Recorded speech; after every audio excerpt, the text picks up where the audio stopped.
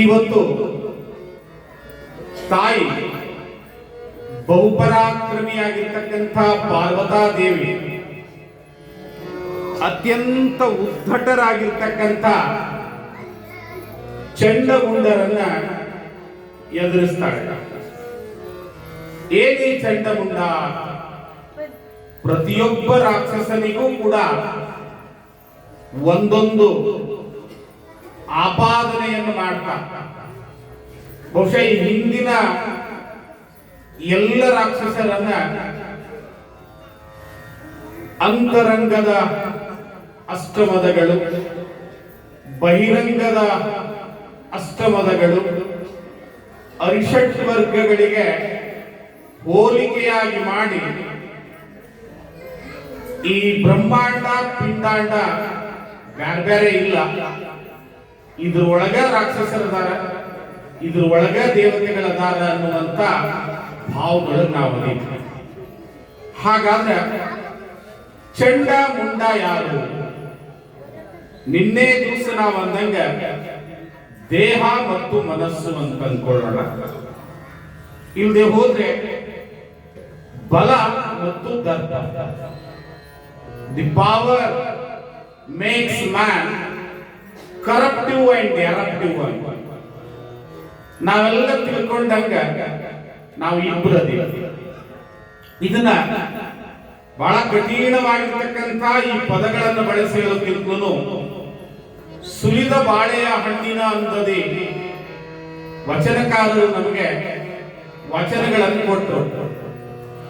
ಒಂದು ವಚನ ಬರ್ತದ, ಬಸವಾದಿ ಪ್ರಮುಖರಕ್ಕಿಂತಲೂ ಪೂರ್ವದಲ್ಲಿ ಆರಾಧ್ಯ ವಚನಕಾರನೆನಿಸಿರ್ತಕ್ಕಂಥ ದೇವರ ದಾಸಿಮಾರ್ಯ ಒಂದು ಕಡೆ ಒಂದು ವಚನ ಹೇಳ್ತಾನೆ.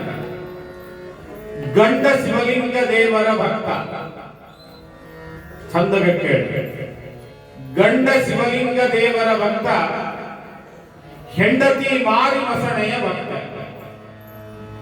ಗಂಡ ಕೊಂಬುದು ಪಾದೋದಕ ಪ್ರಸಾದ, ಹೆಂಡತಿ ಕೊಂಬುದು ಸುರಿಮಾಂಸ. ಇಂತಿಪ್ಪವರ ಭಕ್ತಿ ಹೆಂಡದ ಮಡಿಕೆಯ ಹೆಗಲ ಮೇಲೆ ತೊಳೆದಂತೆ ಕಾಣ ರಾಮನಾಥ. ಎಂಥ ಅದ್ಭುತವಾಗಿರ್ತಕ್ಕಂಥ ಸಾದೃಶ್ಯವನಿಗೆ ಕೊಡ್ತಾರೆ. ಚಂಡ ಮುಂಡ, ದೇಹ ಆತ್ಮ, ಗಂಡ ಹೆಂಡತಿ. ಗಂಡ ಹೆಂಡತಿ ಅಂದ್ಮೇಲೆ ಇಬ್ರು ಪೂಜೆ ಮಾಡುವಂತ ದೇವ್ರು ಒಬ್ಬರ ಇರಬೇಕು. ಅದಕ್ಕೆ ನಮ್ಮೆಲ್ಲ ಅವುಗಳು ನಿಮ್ಮ ಮನೆ ದೇವ್ರು ಯಾವುದು ಅಂತ ಕೇಳಿದ್ರೆ ಪಟ್ಟ ಗಂಡನ ಮನೆ ಹೆಸರು ಹೇಳ್ತೀರಿ ಹೊತ್ತು ನೀವು ನಿಮ್ ತವ್ರ ಮನೆ ದೇವ್ರ ಹೆಸರು ಹೇಳೋದಿಲ್ಲ. ಅಕಸ್ಮಾತ್ ನೀವು ತವ್ರ ಮನೆ ದೇವ್ರಿಗೆ ಹೋಗಿದ್ದೀರಿ ಅಂದ್ರೆ ಆ ದೇವರ ಅರ್ಚಕ ನಿಮ್ಗ ಬರೀ ಬೀಗ್ರ ಅಂತ ಕರೀತಾರೆ ಹೊತ್ತು ನಿಮ್ಮ ಮನೆ ದೇವ್ರಿಗೆ ಬಂದಿರಿ ಅನ್ನೋದು ನಿಮ್ಗೆ ಮಾತಾಡ್ಸಂಗಿಲ್ಲ. ಅಂದ್ರ ಗಂಡನ ಮನೆ ದೇವರು ಯಾವುದು, ಗಂಡನ ಆಚರಣೆ ಯಾವುದು, ಗಂಡನ ನೀತಿ ನಿಯಮಗಳು ಯಾವುವು, ಅದರಲ್ಲಿಯೇ ನಡೀತಾ ಇರ್ತಕ್ಕಂಥ ಹೆಂಡತಿ ಇದ್ರೆ ಅವರಿಬ್ಬರ ಬದುಕು ತುಂಬಾ ಚೆನ್ನಾಗಿರ್ತದೆ. ಆದ್ರೆ ಗಂಡ ಪಾದೋದಕ ಪ್ರಸಾದವನ್ನು ಕೊಂಬುತ್ತಾ ಇದ್ರೆ, ತೆಗೆದುಕೊಳ್ತಾ ಇದ್ರೆ, ಹೆಂಡತಿ ಯಾವುದೋ ಮಾರಿ ಮಸಣೆಗೆ ಸೂರ್ಯಮಾಂಸದ ನೈವೇದ್ಯವನ್ನು ಕೊಡ್ತಾ ಇದ್ರ ಇವರಿಬ್ಬರು ಭಕ್ತಿ ಆಗುವುದಿಲ್ಲ ಅಂತ ವಚನಕಾರ ಹೇಳ್ತಾರಲ್ಲ. ಹಂಗೆ ಇಲ್ಲಿ ರಣರಂಗದಲ್ಲಿ ಚಂಡ ಮತ್ತು ಮುಂಡರ ಆಗಮನ ಆಗ್ತದೆ. ತಾಯಿಯನ್ನು ನೋಡ್ತಾರೆ. ಅವಳ ಆಭರಣಗಳು ಹೇಗಿರ್ತವೆ, ಅವಳ ಆಯುಧಗಳು ಹೇಗಿರ್ತವೆ, ಅವಳ ಆಕಾರ ಯಾವ ರೀತಿ ಇರ್ತದೆ ಅನ್ನೋದನ್ನ ಬಹುಶಃ ಚಿದಾನಂದ ಅವಧೂತರ ಭಾಷೆಯಲ್ಲಿ ಬಹಳ ಸುಂದರವಾಗಿ ಹೇಳ್ತಾರೆ. ದೇವಿ ರುಂಡಮಾಲಾಭರಣೆಯಾಗಿ ರುಂಡವನ್ನ ಸಂಹಾರ ಮಾಡಬೇಕು, ಚಂಡ ಮುಂಡರನ್ನ. ಹೀಗಾಗಿ ಆ ತಾಯಿ ರುಂಡ ಮಾಲೆಗಳ ಆಭರಣವನ್ನು ಧರಿಸಿ ಚರ್ಮದ ಉಡಿಗೆಯನ್ನು ತೊಟ್ಟು ಬಾಯಿಯಿಂದ ಕೆಂಪು ವರ್ಣದ ನಾಲಿಗೆಯನ್ನು ಚಾಚಿ 3 ಕಣ್ಣುಗಳಿಂದ ಕಡಿದಾದ ಕೆಂಡವನ್ನು ಉಗುಳುತ್ತಾ ಹಲ್ಲು ಕಡಿತಾ ಇರ್ತಕ್ಕಂಥ ಅತ್ಯಂತ ಭಯಂಕರವಾಗಿರ್ತಕ್ಕಂಥ ಅಮಲಿನಿಂದ ತಾಯಿ ತೋರುತ್ತಾ ಇದ್ದ. ಅಂಥ ತಾಯಿಯನ್ನ ಎದುರುಗೊಂಡಿರ್ತಕ್ಕಂಥ ಚಂಡ ಅವಳನ್ನ ತನ್ನ ಅನೇಕ ಆಯುಧಗಳನ್ನು ಬಳಸಿ ಕೊಲ್ಲಲಿಕ್ಕೆ ಹೋದಾಗ ಆ ತಾಯಿ ಒಂದು ಕಡೆಯಿಂದ ಚಂಡನನ್ನ ಎದುರಿಸ್ತಾಳೆ, ಇನ್ನೊಂದು ಕಡೆಯಿಂದ ಮುಂಡನನ್ನ ಎದುರಿಸ್ತಾಳೆ. ಆ ಚಂಡ ಮುಂಡರು ಇಬ್ಬರು ಮುತ್ತಲಿಕ್ಕೆ ಆ ತಾಯಿ ಚಂಡನ ಜುಟ್ಟವನ್ನು ಹಿಡಿದು ಆತನ ಶಿರವನ್ನ ಛೇದನ ಮಾಡಿದಾಗ ಸ್ವರ್ಗದಲ್ಲಿರ್ತಕ್ಕಂಥ ದೇವಾದಿ ದೇವತೆಗಳು ಆ ತಾಯಿಯನ್ನ ಚಂಡನ ಚಂಡಿಕೆಯನ್ನ ಕಡಿದಿರೋದ್ರಿಂದ ಆ ತಾಯಿಗೆ ಚಂಡಿ ಎನ್ನುವಂತ ನಾಮವನ್ನು ಹೇಳ್ತಾರೆ. ಚಂಡ ಹೋದು ಮುಂಡು ಉಳಿತಿ. ಇನ್ನ ನಾವು ಒಳಗೆ ಹೋಗಿಲ್ಲ. ಹೊರಗಿರ್ತಕ್ಕಂಥ ಸ್ಥೂಲ ದೇಹವನ್ನ 2 ಭಾಗ ಮಾಡಿ ಈ ಸ್ಥೂಲ ದೇಹ ಖಂಡ ಆದಾಗ ಒಳಗಿರ್ತಕ್ಕಂಥ ಸೂಕ್ಷ್ಮ ದೇಹ ಹೊಸ ದೇಹವನ್ನು ಹುಡುಕ್ತದೆ. ಇದೇ ಚಂಡಮುಂಡರ ಲಾಕ್ಷಣಿಕವಾಗಿರ್ತಕ್ಕಂಥ ಅರ್ಥ. ಮುಂಡನ ನಾಶವಾದ ಮೇಲೆ ಚಂಡನ ನಾಶವೂ ಕೂಡ ಸಹಜವಾಗಿ ಆಗ್ತದೆ. ಯಾಕಂತ ಹೇಳಿದ್ರೆ ಮುಂಡನಿಗೆ ಬೇಕಾಗಿರ್ತಕ್ಕಂಥ ಎಲ್ಲ ವ್ಯವಸ್ಥೆಯನ್ನು ಕೊಡ್ತಾ ಇರ್ತಕ್ಕಂಥ ಸರ್ವರ್ ಯಾವಾಗಲೂ ತಲೆ ಮುಂಡ. ಆ ಮುಂಡವೇ ಚಂಡವೇ ಹೋದ ಮೇಲೆ ಮುಂಡ ಹೆಂಗ್ ಉಳಿತಾರೆ. ಅವಾಗ ಭಯಂಕರವಾಗಿರ್ತಕ್ಕಂಥ ಸಿಟ್ಟಿನಿಂದ ತನ್ನ ಕತ್ತಿಯಿಂದ ಆ ಮುಂಡನನ್ನ ಹಿಡಿದು ಕಾಳಿಕೆಯು ಭಯಂಕರವಾಗಿರ್ತಕ್ಕಂಥ ಕಪ್ಪು ಮುಖವನ್ನು ಹೊಂದಿ ಆ ಯಾವ ಮುಂಡನನ್ನ ಸಂಹಾರ ಮಾಡಿ ಆತನನ್ನು ಹಿಡಿದಾಡುತ್ತಾ ಹಲ್ಲುಗಳಿಂದ ಕಟಕಟನೆ ಕಡಿದು ತಿಂದು ಹಾಕ್ಬಿಡ್ತಾಳೆ. ಅದಕ್ಕೆ ಈ ದೇಹ ಭಾವ ಅನ್ನೋದಲ್ಲ, ಅಷ್ಟು ಸುಲಭವಾಗಿ ಇದನ್ನ ಹೋಗಿಸ್ಲಿಕ್ಕೆ ಆಗುವುದಿಲ್ಲ.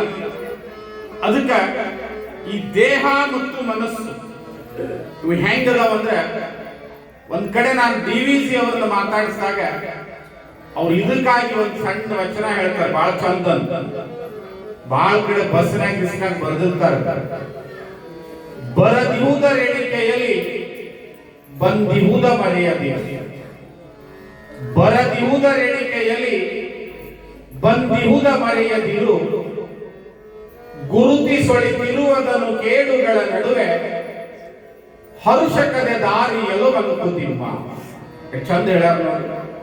ಸಾಲ ಎಲ್ಲ ಸುಮ್ಮನೆ ನಿಮ್ಮ ಮೊಬೈಲ್ದಾಗ ಅವಾಗ ಈ ಮಂಕು ತಿಮ್ಮನ್ನು ಮಾತಾಡಿಸ್ಬೇಕು. ಅವಾಗ ಸುಭಾಷಿತ ಅಂತ ನಿಮ್ ಗೂಗಲ್ದಾಗ ಹೋಗಿ ಟೈಪ್ ಮಾಡಿಬಿಟ್ರೆ ನಿಮ್ಮಂತ ಹೆಣ್ಮಕ್ಳು ಗೃಹಿಣಿಯರೇ ಬಹಳ ಅದ್ಭುತವಾಗಿರ್ತಕ್ಕಂಥ ಸುಭಾಷಿತಗಳನ್ನ ಹೇಳ್ತಾರೆ. ಅದು ಇದು ಬಿಡ್ತೀರಿ ನೀವು. ಇಲ್ಲೇ ನಮ್ಮ ಊರು ಸುತ್ತಮುತ್ತಲ ಇರ್ತಕ್ಕಂಥ ಯಾವ ಗಿಡ್ಡನ್ನೋ ಯಾವ ಚಂಡನ್ನೋ ಈ ಚಂಡಮುಂಡರನ್ನು 9 ದಿವಸ ಸಂಹಾರ ಮಾಡಿ ನಾವು ಬಿಟ್ಟಿರ್ತೀವಿ. ನಿಮ್ ಮೊಬೈಲ್ದಾಗ ಹೊತ್ಕೊಂಡು ನೀವು ಆಡಿಸ್ತಿರ್ತೀವಿ. ಅದಕ್ಕೆ ಮೇಲೆ ತಾಯಂದಿರಲ್ಲಿ ಒಂದು ವಿನಂತಿ ಇರ್ಲಿಕ್ಕಂದ್ರ, ಇತ್ತೀಚೆಗೆ ಬಹಳಷ್ಟು ಜನ ತಾಯಂದಿರು ನೋಡ್ತಾ ಇರ್ತಕ್ಕಂಥ ಯೂಟ್ಯೂಬ್ ಚಾನಲ್ ಯಾವ್ದು ಅಂತ ಮೊನ್ನೆ ಸರ್ವೆ ಮಾಡ್ಯಾರ. ಯಾವ್ದಂದ್ರ ಆ ಧರ್ಮಸ್ಥಳದಾಗ ಯಾವನ ಬಂದು ಸುಳ್ಳು ಹೇಳಿ ಒಳಗ್ ಬಿದ್ದಲ್ಲ, ಒಳಗ್ ಬಿದ್ದವ್ರು ಒಳಗ್ ಬಿದ್ದಾರ, ಹೊರಗ್ ಬಂದವ್ರು ಹೊರಗ್ ಬಂದಾರ. ಕರೆ ಈ ನಮ್ಮ ಅವುಗಳು ಟ್ರೋಲ್ನಾಗ ಬಿದ್ದವ್ರು ಈಗ ಹೊರಗೆ ಬರೋದು ಪರಿಸ್ಥಿತಿ ಅಷ್ಟು ಗಂಭೀರ. ಅದಕ್ಕೆ ಇನ್ನೊಂದೀಟ್ ನೀವು ಗೂಗಲ್ನಾಗ ಹೋದ್ರಿ ಅಂದ್ರೆ ಇಂಥ ಒಳ್ಳೆಯ ಸಂಗತಿಗಳನ್ನು ನೋಡ್ರಿ. ಇಂಥ ಒಳ್ಳೆಯ ಸಂಗತಿಗಳನ್ನು ಕೂಡ ಟ್ರೋಲ್ ಮಾಡ್ಲಿಕ್ಕೆ ಬರ್ತದೆ. ಅದರಲ್ಲೂ ರೀಲ್ಸ್ ಮಾಡ್ಲಿಕ್ಕೆ ಬರ್ತದ, ಅದರಲ್ಲೂ ಕೂಡ ಒಳ್ಳೆಯ ಸಂಗತಿಗಳನ್ನ ಕಲಿಲಿಕ್ಕೆ ಬರ್ತದ. ಭಗವದ್ಗೀತೆಯನ್ನ ಆಲಿಸ್ರಿ, ಒಳ್ಳೆಯದನ್ನ ಸಂಕಲ್ಪ ಮಾಡಿದ್ರೆ ಒಳ್ಳೇದಾಗ್ತದ, ಕೆಟ್ಟದ್ದನ್ನು ಸಂಕಲ್ಪ ಮಾಡಿದ್ರೆ ಕೆಟ್ಟದ್ದಾಗ್ತದ. ಅರಿವಿಗೆ ಯಾವಾಗ ಬರ್ತದಂದ್ರ ಬಹಳ ಭಯಂಕರವಾಗಿರ್ತಕ್ಕಂಥ ಪೆಟ್ಟ ಯಾವಾಗ ಬೀಳ್ತದಲ್ಲ ಅವಾಗ ಅರಿವಿಗೆ ಬರ್ತದ. ಅದಕ್ಕೆ ಅವ್ರು ಹೇಳ್ತಾರ, ಬರದಿರುವುದರ ಎಣಿಕೆಯಲ್ಲಿ ನಮ್ಗೆ ಯಾವಾಗ ದಕ್ಕುದಿಲ್ಲಲ್ಲ ಅದರ ಎಣಿಕೆ ಮಾಡ್ಕೊಂತ ಮಾಡ್ಕೊಂತ ಮಾಡ್ಕೊಂತ ದಕ್ಕಿದ್ದನ್ನು ಮರ್ತು ಬಿಡ್ತೀವಿ ನಾವು. ಯಾವುದೋ ಮುಸುರಿ ಹುಡುಕ್ಲಾಕ್ ಹೋಗಿ ಪ್ಲೇಟ್ ಅನ್ನೇ ಕಳ್ಕೊಂಡ್ ಬಿಡ್ತೀವಿ. ಹಳ್ಳ್ಯಾಗ ಬಹಳ ಚಂದ ಹೇಳ್ತಿದ್ರು, ತೆನಿ ಆಯಾಕ ಹೋದಕ್ಕಿಗೆ ಮೆದಿ ಸಿಕ್ತು ಅಂತ. ಅವ್ರು ಪಾಸಿಟಿವ್ ಸೆನ್ಸ್ ಆಗಿ ಹೇಳಿದ್ರು, ನಾವು ಆಗಲೇ ಹೇಳಿದ್ದು ನೆಗೆಟಿವ್ ಸೆನ್ಸ್. ಅವಳು ಅತ್ಯಂತ ಎಲ್ಲ ರಾಶಿ ಮಾಡಿ ಆದ್ಮೇಲೆ ಹೊಲ ಖಾಲಿ ಖಾಲಿ ಹೊಲದೊಳಗ ಅಲ್ಲೊಂದು ತೆನಿ ಬಿದ್ದಿರ್ತಿದ್ದು ಆಯ್ಕೊಂಡು ಕುಟ್ಟಿ ಸಂಸಾರ ಮಾಡ್ತಿದ್ಲು. ಹೊಲ ಇಲ್ಲಾರ್ದೊಬ್ಬಕ್ಕೆ ಕೃಷಿ ಕೂಲಿ ಕಾರ್ಮಿಕರು. ಆ ರವದಿಯೊಳಗೆ ಒಂದು ಮೆದಿ ಹಂಗ ಉಳಿದಿತ್ತು. ಮೆದಿ ಅಂದ್ರ ತೆನಿ ಮುರಿಯದೇ ಇರ್ತಕ್ಕಂಥ ದಂಟುಗಳ ಸಮೂಹ, ಸೂಡುಗಳ ಸಮೂಹ. ಆ ಇಡೀ ಮೆದಿನೇ ಸಿಕ್ಕಾಗ ಆಕಿ ಒಂದ್ ಚೀಲ ಜೋಳ ಸಿಗ್ತದ, ಹಂಗ ಹೇಳ್ತಿದ್ವಿ. ಅದಕ್ಕ ಯಾವಾಗ ಬಂದಿಲ್ಲ ಅದನ್ನ ನೆನೆಸಿ ಬಂದದ್ದನ್ನು ಕಳ್ಕೋಬೇಡ. ವಿಷಯಗಳಲ್ಲಿಯೇ ಸುಖವಿದ್ದರೆ ನಿದ್ರೆಯಲ್ಲಿ ಯಾಕೆ ಸುಖ ಸಿಗ್ತದ ಹೇಳ್ರಿ ಅಂತ ಪ್ರಶ್ನೆ ಮಾಡ್ತಾರೆ. ನೋಡ್ರಿ, ಒಂದ ಚಂದಗ ವಿಚಾರ ಮಾಡ. ಸುಖ ಅಂದ್ರೆ ನಾವೇನ್ ತಿಳ್ಕೊಂಡಿವಿ? ಒಂದ್ 40-50 ಸಾವಿರ ರೂಪಾಯಿ ಮೊಬೈಲ್, ಅತ್ಯಂತ ಕಾಸ್ಟ್ಲಿ ಆಗಿರ್ತಕ್ಕಂಥ ಸಾಡಿ, ಬಹಳ ತುಟ್ಟಿ.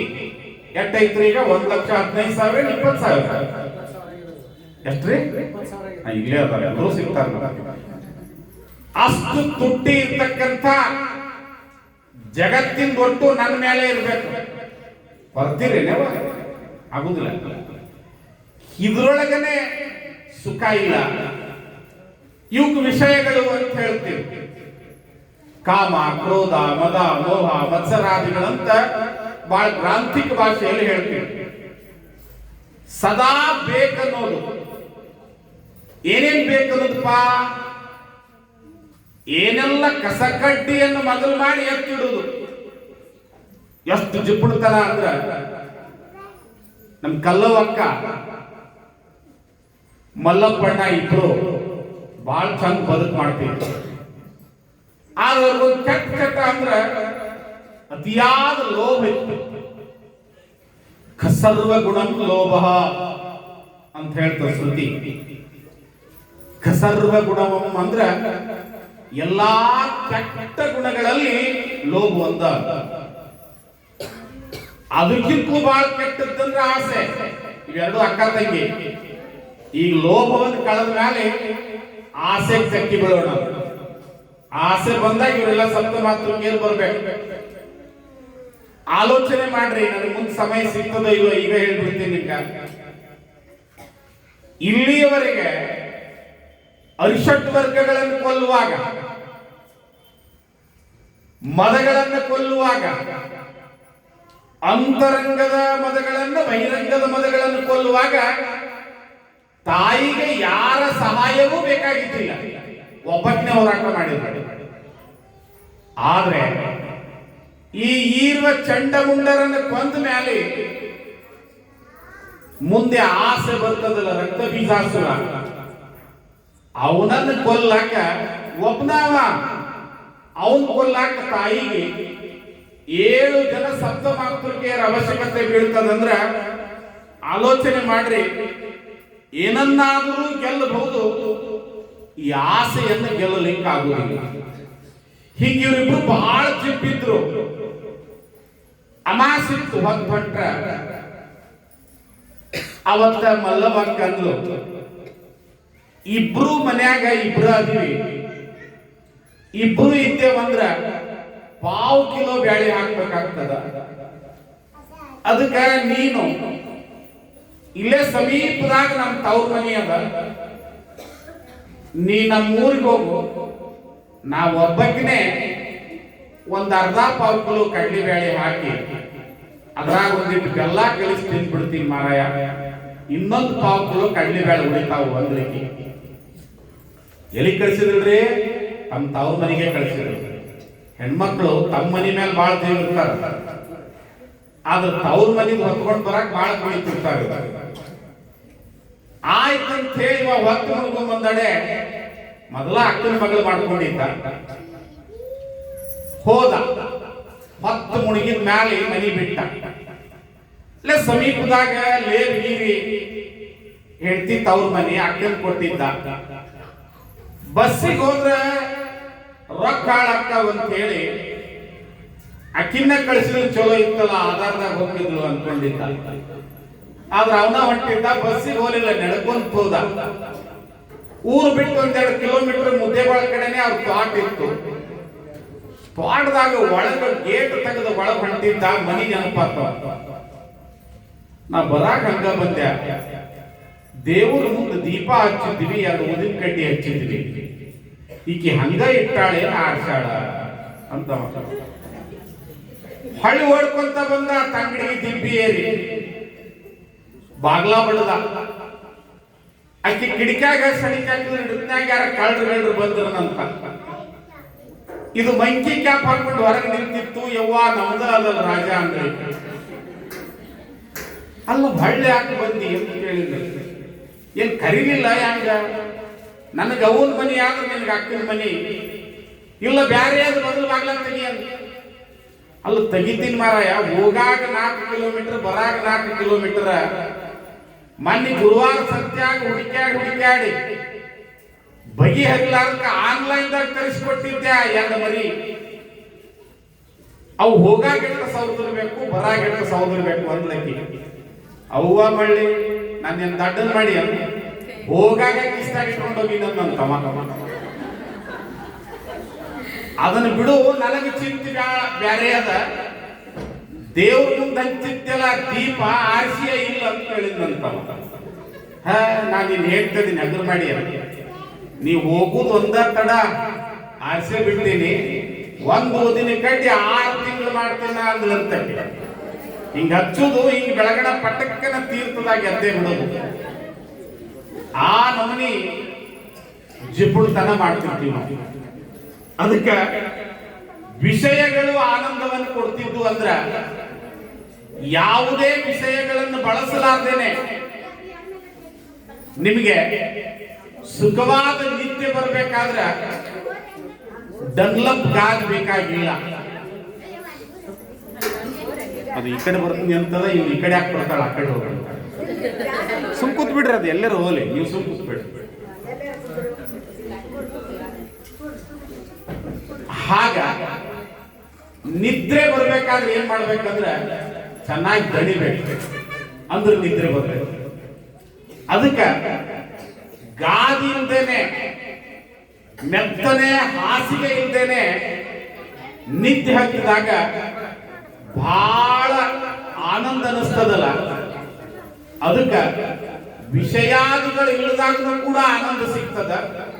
ಅದಕ್ಕ ಆನಂದಕ್ಕೆ ವಿಷಯಗಳು ಬೇಕಿಲ್ಲ ಅನ್ನುವಂಥದ್ದನ್ನ ಯಾವ ಚಿದಾನಂದ ಅವಧೂತರು ಹೇಳ್ತಾರೆ.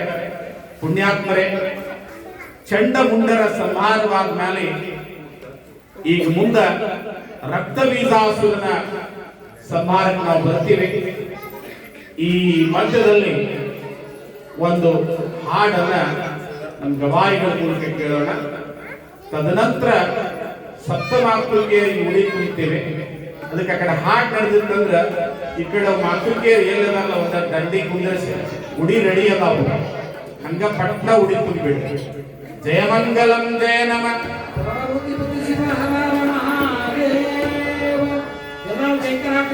ಅಂಬಾ ಮಾತಾ ಕೀ